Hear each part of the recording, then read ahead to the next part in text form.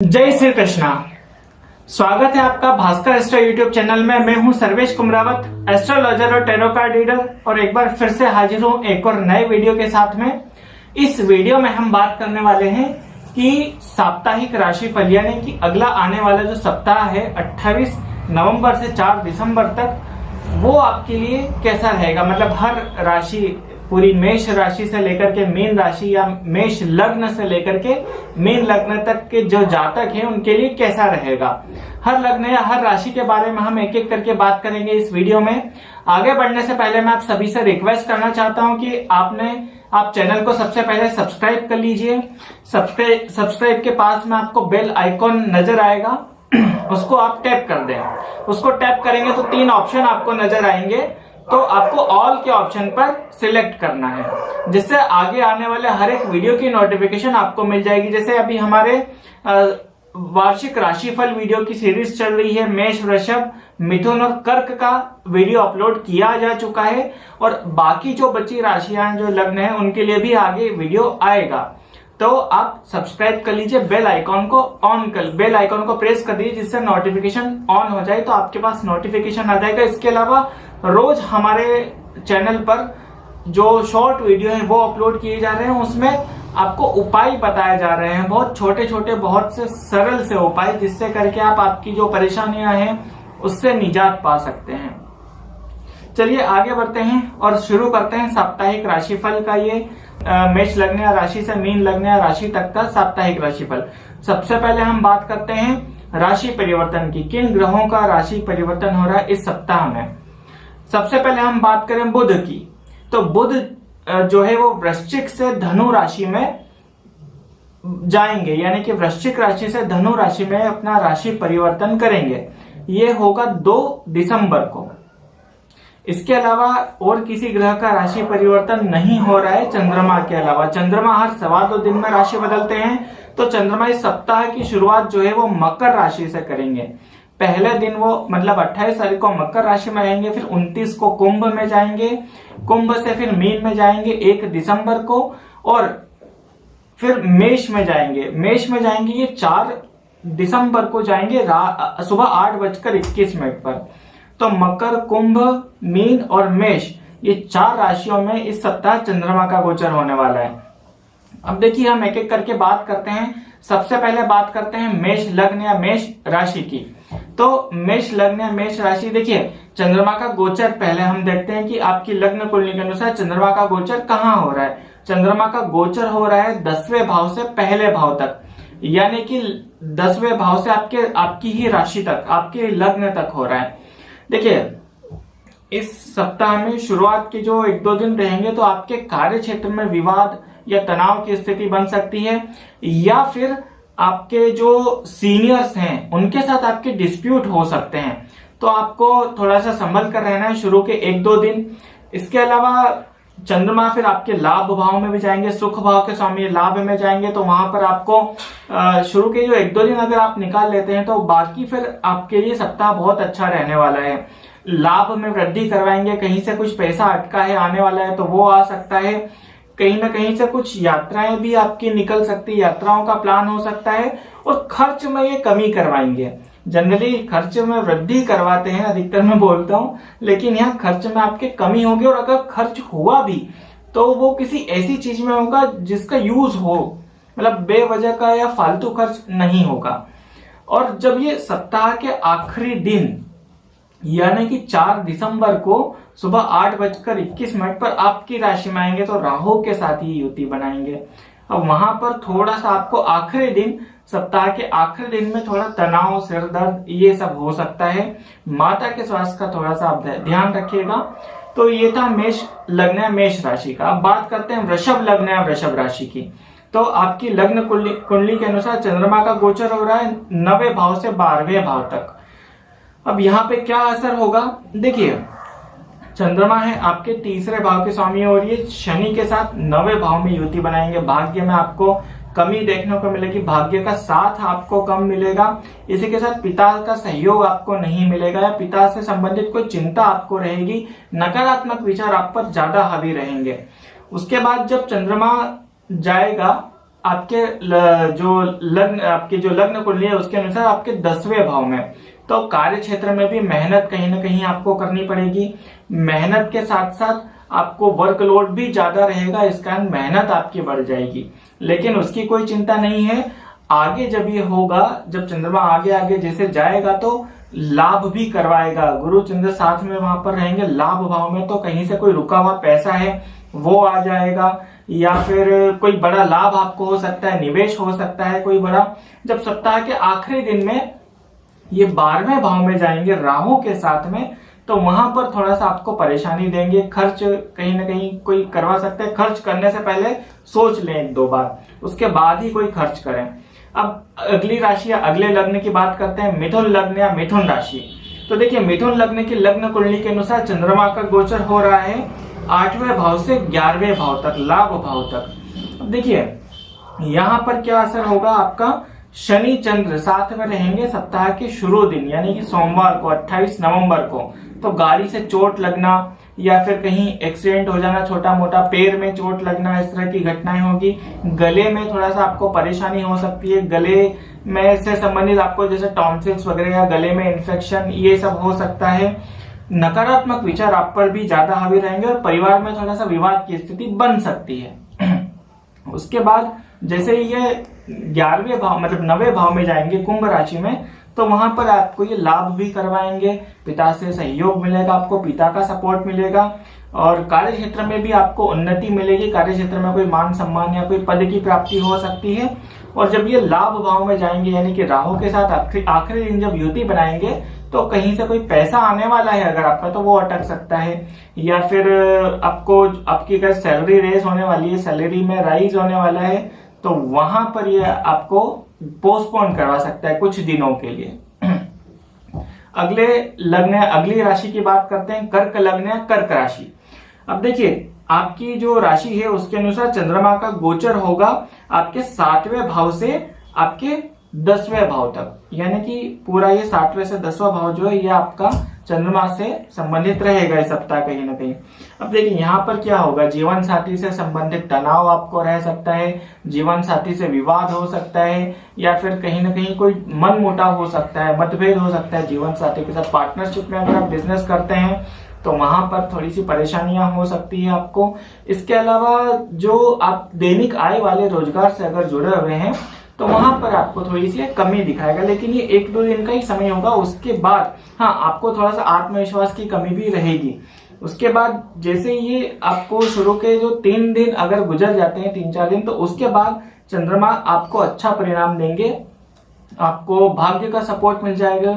बहुत दिनों से कोई काम अटका हुआ है तो वो आपको बन जाएगा और उसमें जो अड़चने आ रही है वो खत्म हो जाएगी। पिता का भी सहयोग मिलेगा, पिता से कोई धन की प्राप्ति हो सकती है।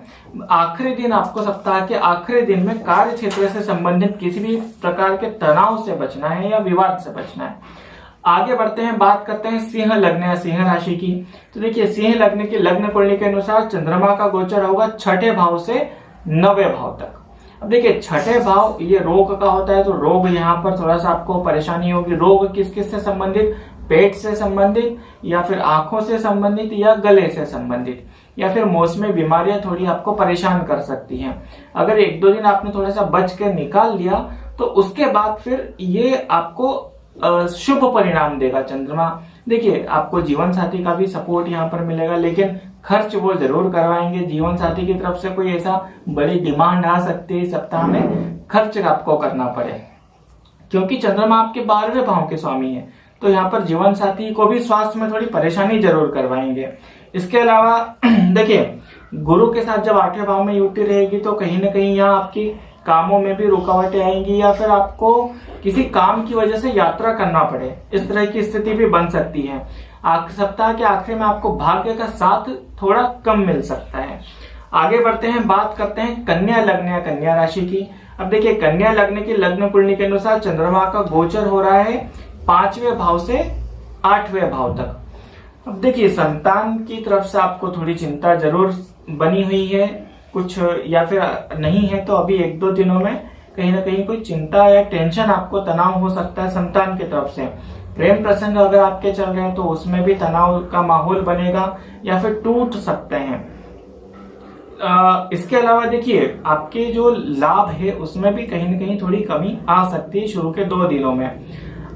आगे बढ़ते हैं अब हम, और अगर चंद्रमा जाता है मीन राशि में यानी कि गुरु के साथ, तो आपको जीवन साथी का सपोर्ट मिलेगा। पार्टनरशिप में बिजनेस करते हैं तो वहां पर कोई बड़ी डील क्लोज हो सकती है आपकी।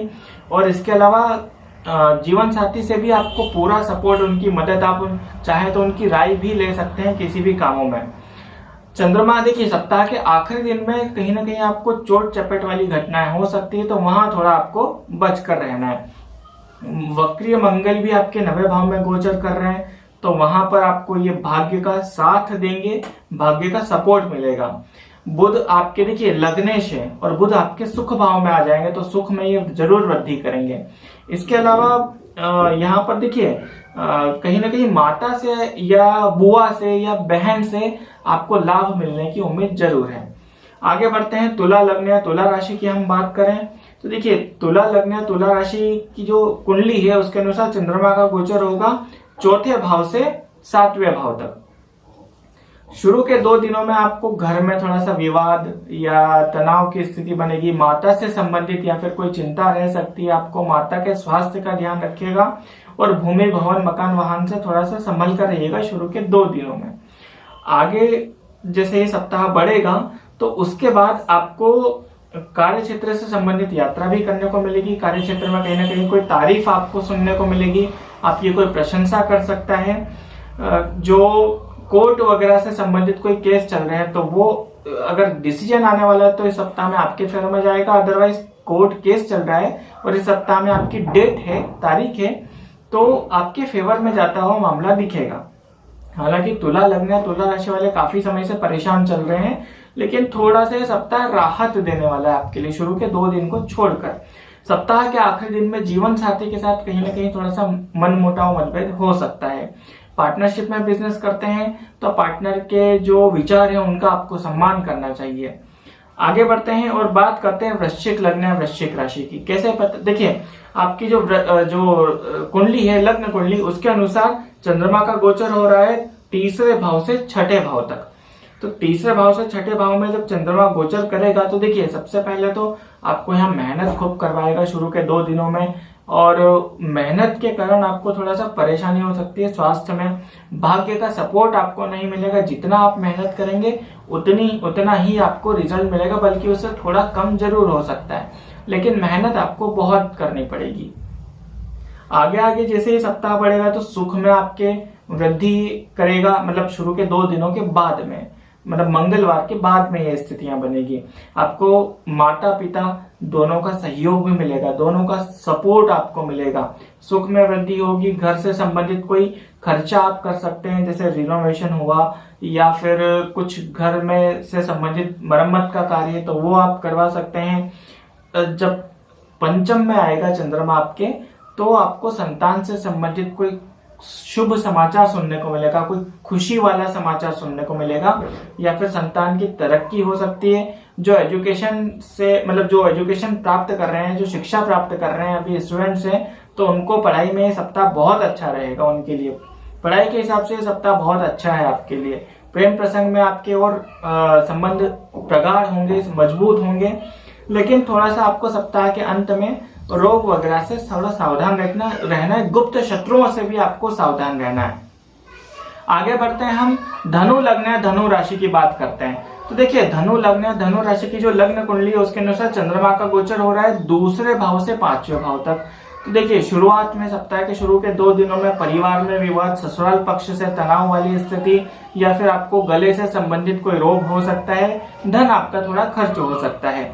आगे जैसे सप्ताह बढ़ेगा तो कामों में अड़चने आएगी, भाग्य का साथ भी आपको नहीं मिलेगा, लेकिन जैसे ही सप्ताह के 3 या 4 दिन बीतने के बाद आपके लिए फिर सप्ताह थोड़ा सा अच्छा हो जाएगा। सुख में वृद्धि होगी, माता से भी आपको शुभ समाचार सुनने को मिलेंगे, लेकिन सप्ताह के आखिर में फिर से संतान से संबंधित कोई चिंता आपको बनी रह सकती है। और धनु लग्न वाले अभी जब तक राहु आपका पंचम में है तब तक आपको संतान से संबंधित कुछ दिन तो आपके अच्छे जाएंगे, कुछ खराब जाएंगे, चिंता आपको हमेशा बनी रहेगी, तो ये उतार चढ़ाव चलता रहेगा।